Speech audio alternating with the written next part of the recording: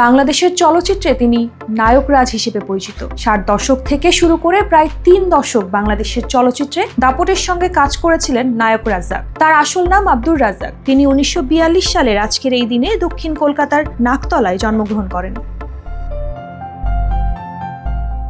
রাজ্জাকের অভিনয়ের শুরু কলকাতার খানপুর হাই স্কুলে।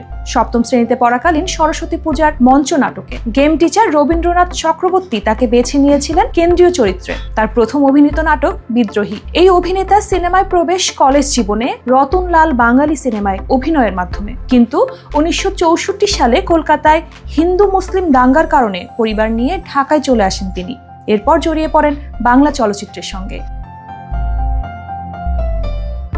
নায়ক হিসেবে রাজ্জাকের প্রথম ছবি বেহুলা মুক্তি পায় 1967 সালে। এটি পরিচালনা করেছিলেন জহির রায়হান। সেই থেকে শুরু। এরপর আর পেছন দিকে ফিরে তাকাতে হয়নি তাকে। ক্রমান্বয়ে পৌঁছে গিয়েছিলেন খ্যাতির শীর্ষে। 1990 সাল পর্যন্ত নায়ক হিসেবে অভিনয় করেছেন। নায়ক হিসেবে তার শেষ ছবি মালামতি।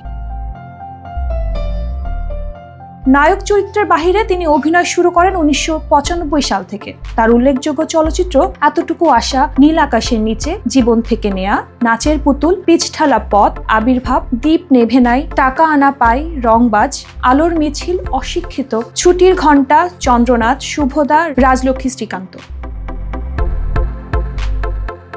রাজ্জাক 1962 সালে লক্ষ্মীকে বিয়ে করেন। টালিগঞ্জে রাজ্জাকের এক আত্মীয়ের বাড়ির পাশে ছিল লক্ষ্মীদের বাড়ি। সেই আত্মীয়ের একজন লক্ষ্মীকে বাড়ির সামনে দেখতে পেয়ে পছন্দ করে এবং বিয়ের প্রস্তাব নিয়ে যায়। সেদিন রাজ্জাক আর লক্ষ্মীর আংটি বদল হয়। এর 2 বছর পরে তাদের বিয়ে হয়। নিজের নাম প্রসঙ্গে লক্ষ্মী এক সাক্ষাৎকারে বলেন, অনেকেই আমাকে হিন্দু মনে করেন। আমার পুরো নাম খায়রুন্নেসা। আমার আব্বা আমাকে আদর করে ডাকতেন লক্ষ্মী বলে।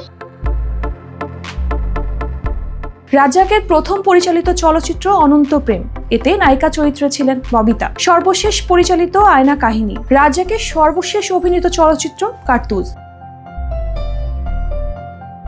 50 বছরের ক্যারিয়ারে বাংলা ও উর্দু মিলিয়ে প্রায় 3 শতাধিক ছবিতে অভিনয় করেছেন রাজ্জাক। 5 বার সেরা অভিনেতা হিসেবে জাতীয় চলচ্চিত্র পুরস্কার ছাড়াও পেয়েছেন অসংখ্য সম্মাননা। 1917 সালের 21 অগস্ট হৃদরোগে আক্রান্ত হয়ে না ফেরা দেশে পাড়ি জমান বাংলার এই নায়ক রাজ।